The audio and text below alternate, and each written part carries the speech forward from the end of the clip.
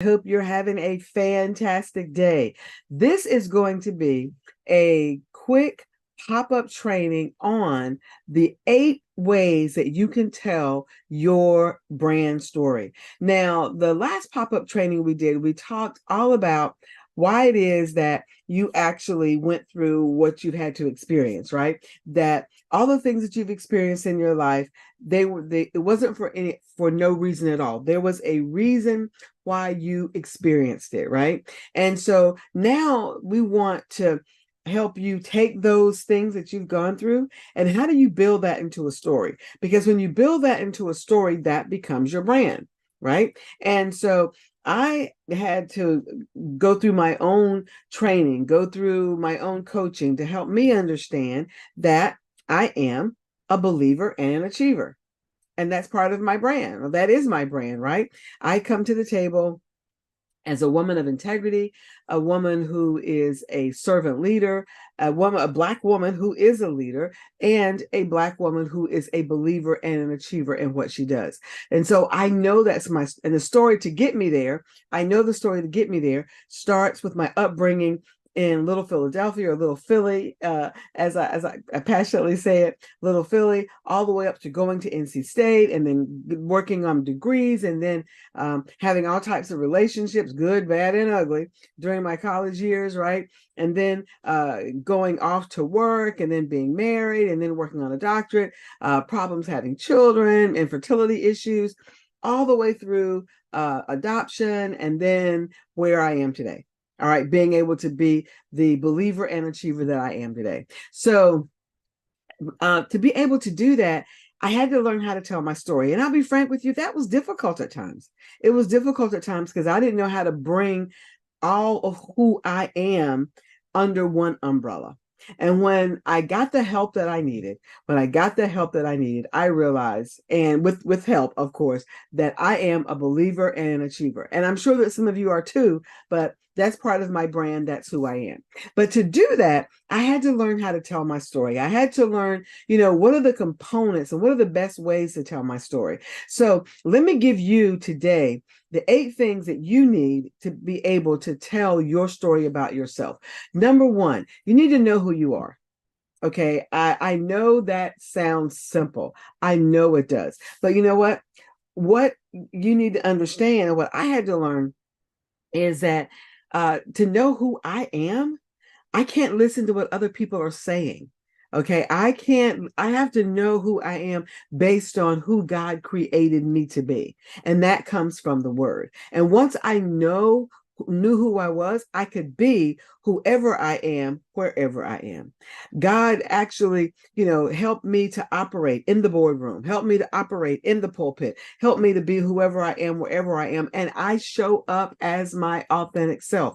Whether you see Sandra in the grocery store or whether you see Sandra in the boardroom, whether you see Sandra speaking to a Fortune 500 company, whether you see Sandra training someplace, regardless of what you see me doing, you are going to see the same Sandra every time. You have to know yourself, know who you are, all right, so that you can be who you are wherever you are. All right, that's number 1. Number 2, in order to tell your story, you have to have a clear vision about where you want to be in life. You have to know your values. What are the values that undergird the vision that God has for your life? What are those values of you? You have to know what your vision is. And one of the things that I talk about all the time is vision. I even have a group called Vision Building Women.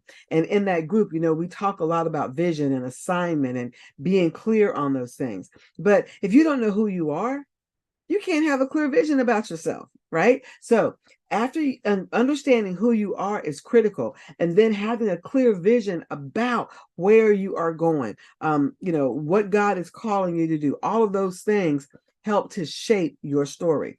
Number 3, who are you supposed to be talking to, right? Find your audience. Who are the people that your story is supposed to go to? Regardless of what you believe, regardless of what you've heard, your story, what God has done in your life, is not meant for everyone. I realize that who I am, being a believer and an achiever, listening to my story and understanding my story, understanding my path to get to where I am today, That story is not for everyone. My coaching programs are not for everyone. My mentoring program is not for everyone, right? My speaking, I don't get on everybody's stage. Why? Because I am not, every audience is not meant for me. I am not for every audience. So who is the audience that you're meant for? Who are the people, men, women, children, whoever you're called to, who are those people that are meant to hear what it is that you have to say? Okay. So number one, know yourself. Number two, have a clear vision. Number three, know your audience. Number four, this is critical right here. Narrow your expertise. Narrow your expertise. Once you know yourself and once you know your audience, all right, then what is the body of knowledge? What is that expertise that you have that is for that particular group? Okay. The narrower you go, okay, the more expertise and the more clearer you will become. All right. I learned early that the women that I am called to are women that are achievers, women that are achievers, women that are leaders, women that are authentic and have no problem being their authentic self.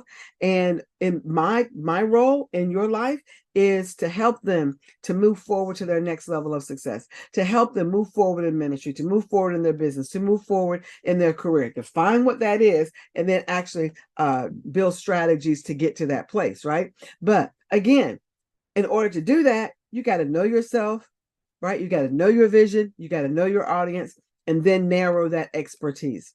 Number five, find your narrative. Sometimes people will tell one story and that story will carry them forever, right? But none of us actually have that, right? You have a lot of different things that have happened in your life, and that is a picture of your narrative. All of that is a narrative that now brings you together. Okay. It brings together who you are. When I put together my little Philly upbringing, my going to NC State, my having relationships at NC State because I was kind of immature and didn't know very much, right? When I put all of that together with, at the same time those things are happening, being able to get my schoolwork and do what I was supposed to do, and then get married, and then deal with infertility, and then go through adoption, and then with our son, and then go through all these other kinds of things that happen in my life, and then going from Little Philly to leading the third largest, or leading technology for the third largest community college system in the world. That all of that is a narrative. Okay, there are multiple stories, but they come together to let you know this is what made Sandra. This is how Sandra became a believer and an achiever. Within all of those stories, there are steps and there are strategies that help me to build a narrative that I have to be able to help you to do what God has called you to do. Okay. The next one, number 6, keep it simple. Keep it simple. People need to understand how you got from where you were to where God has you today. When you keep it all complicated and everything, and people can't follow you, they're going to be scratching their head. Well, she said she did this, but I don't get it. Keep that narrative such that it's simple. Okay, you can flow with it, but keep it simple at the same time. I love the power of technology, because the power of technology helps you keep things organized. All right, helps you keep things organized. And when things are organized, it's clear. You have clarity. The people who are listening to it have clarity. Okay, so keep it simple. When you're talking about your story, keep your story simple. Don't go off on a tangent. Sometimes you may need to write it down. Okay, get pencil and paper or type it up, write it down, and practice it over and over so that you can keep it simple. Practice it in front of somebody else. So as you tell your story, make sure that people can understand it, right? And the last one, number 7, make sure you're human. Don't, please, whatever you do, don't try to be all superwoman that, oh, I did this and I did that and I didn't get any help from anybody else. You know what? Be human. People will connect to you. You want people to be in your coaching programs. You want people to buy your books. You want people to ask you to speak. You got to be human. People got to realize they can connect with you. You know what? People connect with me because of some of the things that I talk about, and the struggles that I have, and the stresses that I had, and the stretching that I still have, even doing these kinds of workshops and talking about branding. I'm like, I'm not a brand expert, but you know what? I know how important it is to be able to have the brand, because me as a brand, that makes sure that people can connect with me, they can connect with me. And then when they connect with me, what do? You purchase programs, you purchase courses, you're in my membership, whether it's coaching or whether it's mentorship, whether you're in my vision coach certification, regardless of what you're doing, you connected with me first, and then you connected and wanted to do programs. Okay. It's not the other way around. So why do you need to know your personal brand? Why do you need to know these 7 things? Let me go over them really quickly again.